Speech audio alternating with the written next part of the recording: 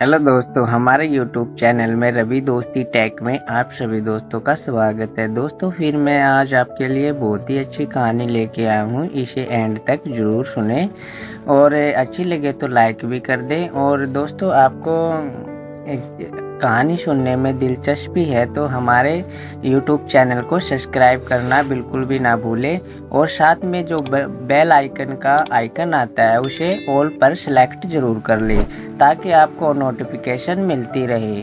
तो चलिए दोस्तों, आपका ज़्यादा टाइम वेस्ट नहीं करूँगा, कहानी करते हैं शुरू। ये कहानी पवन की है।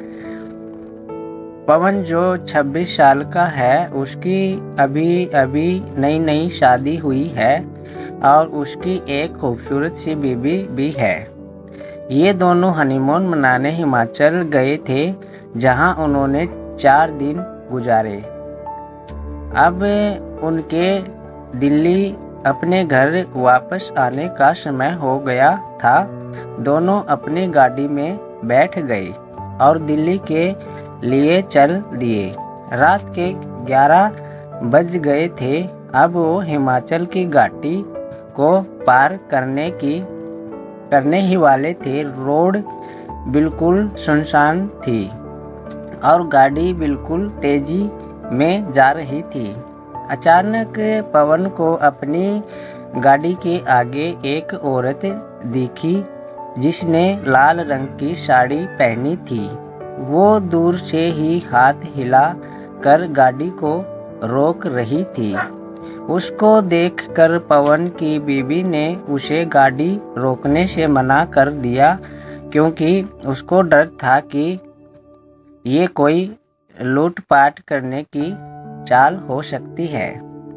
लेकिन वो औरत गाड़ी के सामने आ गई, जिससे पवन को गाड़ी रोकनी पड़ी। वो औरत जोर जोर से दरवाजे को पीटने लगी। उसके चेहरे के हाव भाव से ऐसा लग रहा था जैसे वो किसी बड़ी मुसीबत में हो। पवन की बीवी ने उसे गाड़ी का दरवाजा खोलने से मना कर दिया। उसने कहा कि ये कोई चाल हो सकती है, हमें बाहर नहीं जाना चाहिए। पर पवन ने बोला कि अगर सच में ये किसी मुसीबत में होगी तो और उसे हमारी ज़रूरत हो, क्योंकि उसको देखकर वो अच्छे खासे घर की लग रही थी।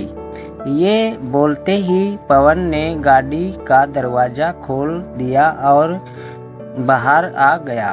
वो औरत घबराते हुए बोली, प्लीज़ मेरी मदद करो। पवन ने बोला, क्या हुआ है? उस औरत ने जवाब दिया कि मेरी गाड़ी नीचे खाई में गिर कर एक पेड़ से टकरा गई है और उसमें मेरी छोटी सी बच्ची फंसी हुई है। प्लीज उसको बाहर निकालो। ये सुनते ही पवन की बीवी भी बाहर आ गई और तीनों खाई की ओर भागे। उन्होंने देखा कि वो गाड़ी थोड़ी नीचे एक पेड़ से टकराई हुई है। पवन झट से नीचे की ओर गया। उसने देखा कि पीछे वाली सीट पर एक बच्ची बैठी है जो रो रही है।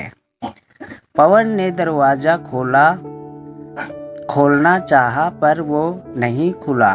दरवाजा अटका हुआ था। उसने बहुत कोशिश की, तब जाकर वो दरवाजा खुला। पवन ने उस लड़की को बाहर निकाल कर अपनी गोदी में रख लिया, पर लड़की अभी भी रोए जा रही थी और मम्मी मम्मी कर रही थी। तभी पवन की नज़र आगे वाली ड्राइविंग सीट पर गई, जहां उसे कोई बैठा हुआ लगा। लेकिन आगे वाली गाड़ी का शीशा धुंधला था तो साफ नजर नहीं आ रहा था। उसने अपने कपड़े से उसे साफ किया और जो पवन ने देखा उसे देखकर उसकी पैरों तले की जमीन ही खिसक गई। उसको विश्वास ही नहीं हो रहा था। उसने देखा कि आगे वाली सीट पर और कोई नहीं उस बच्ची की माँ थी जो मदद के लिए पवन को बुला रही थी। उसने देखा कि वो औरत के माथे से खून निकल रहा है और उसकी मौत हो चुकी है।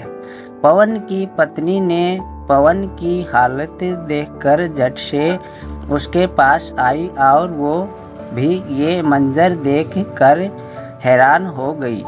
ये देखते ही पवन और उसकी पत्नी ने पीछे की ओर देखा जहाँ वो औरत खड़ी थी, पर वहाँ अब कोई नहीं था। तो ये दोस्तों हमारी कहानी हो चुकी है पूरी।